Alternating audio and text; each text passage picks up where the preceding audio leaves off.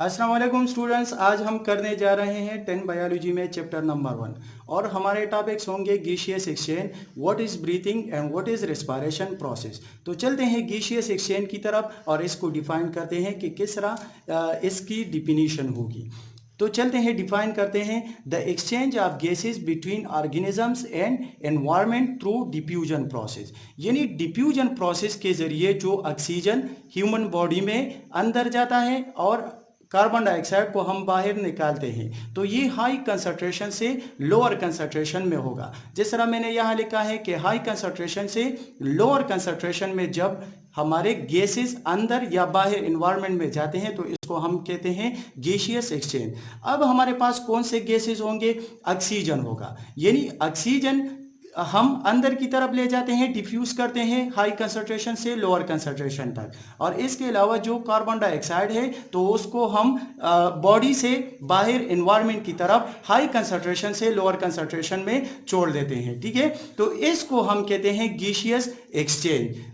अच्छा, दूसरा जो टॉपिक है हमारा उसको हम कहते हैं breathing, the inhalation and exhalation of air. यानी जब हम हवा को अंदर की तरफ बॉडी की तरफ ले जाते हैं, लंग्स की तरफ ले जाते हैं, तो इसको हम इनहेलेशन प्रोसेस कहते हैं। और जब हम कार्बन डाइऑक्साइड को, यानी कार्बन डाइऑक्साइड के साथ जो और गैसेस होते हैं जिसको हम एयर कहते हैं, उसको जब बाहर निकालते हैं हम from high concentration to lower concentration, that is known as a breathing. अब बात ये होगी कि हमारे पास जो गैसियस एक्सचेंज है वो क्या होगा और ब्रीथिंग, इसमें क्या फ़र्क है। तो अगर मैं इसमें आपको फ़र्क वाज़ेह कर दूं तो ब्रीथिंग में हम जब एयर को इनहेल करते हैं या एयर को एक्सेल करते हैं तो इसको हम ब्रीथिंग कहते हैं। अब इस एयर में जो ऑक्सीजन है वो हमारे बॉडी में, लंग्स में और हमारे ब्लड में डिफ्यूज होगा।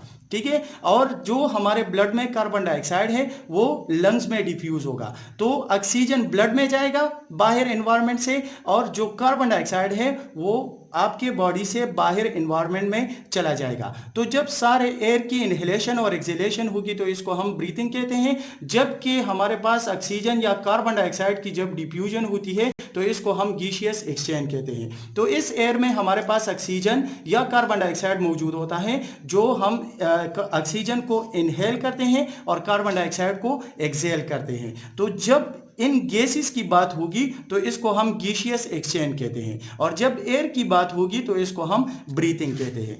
नाउ अगर मैं ये बता दूं आप लोगों को कि गैसियस एक्सचेंज प्लांट्स में भी हो सकता है और एनिमल्स में। सिर्फ फर्क ये है कि जो एनिमल्स होते हैं या ह्यूमंस होते हैं तो वो ऑक्सीजन को अंदर की तरफ ले जाते हैं, लंग्स के जरिए उसको डिफ्यूज करते हैं, और जो कार्बन डाइऑक्साइड है उसको हम एनवायरनमेंट में छोड़ देते हैं। लेकिन प्लांट्स में अगर डे टाइम हम देखें तो प्लांट्स में कार्बन डाइऑक्साइड स्टोमेटा के जरिए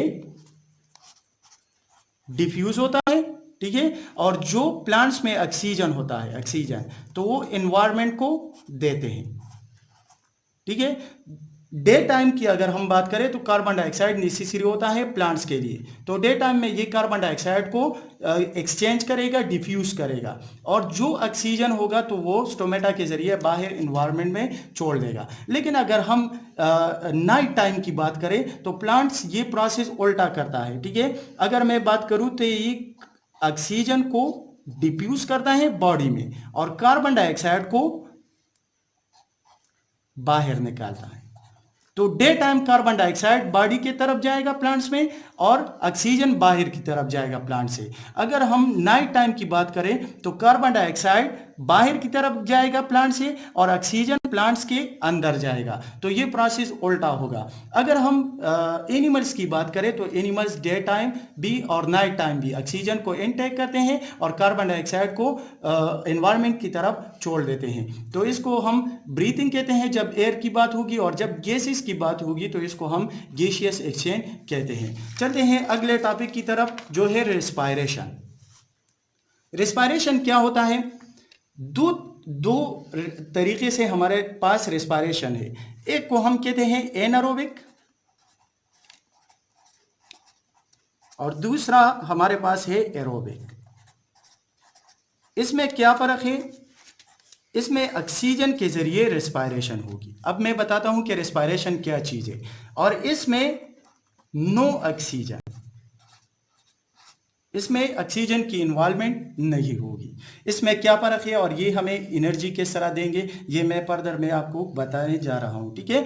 लेकिन अगर मैं इसको डिफाइन करूँ, the chemical breakdown of large food molecules into simple molecules, यानी जो लार्ज मॉलिक्यूल्स होते हैं उसको सिंपल मॉलिक्यूल्स में अगर ब्रेकडाउन इसकी टूट फूट होगी तो इसको हम रेस्पायरेशन कहते हैं। जब लार्ज मॉलिक्यूल से स्मॉल मॉलिक्यूल्स बनते हैं तो इसको हम रेस्पायरेशन कहते हैं। अब जैसा कि मैंने बताया कि रेस्पायरेशन में एक ऑक्सीजन की इन्वॉल्वमेंट होती है और एक में ऑक्सीजन की इन्वॉल्वमेंट नहीं होगी। जिस तरह मैंने यहाँ एक रिएक्शन लिखा है, सिंपल रिएक्शन है जिसमें ग्लूकोज है और इसके साथ ऑक्सीजन मिला है, ठीक है। तो इसने जो प्रोडक्ट दिए हैं वो कार्बन डाइऑक्साइड है और H2O है और प्लस ATPs है। अब यहाँ पर अगर मैं बता दूं तो यहाँ पर ऑक्सीजन इन्वॉल्व है, यहाँ पर ऑक्सीजन, तो इसको हम एरोबिक रेस्पायरेशन कहेंगे। और एरोबिक रेस्पायरेशन अगर ऑक्सीजन की मदद से होगी तो इसको हम एरोबिक कहेंगे और इससे जो ATPs बनेंगी उसमें हमारे पास नेट गेन होगा 36 ATPs, ठीक है। और जब हम नो ऑक्सीजन की बात करते हैं तो यही ग्लूकोज ब्रेकडाउन होगा लेकिन हमें ओनली सिर्फ और सिर्फ 2 ATPs मिले।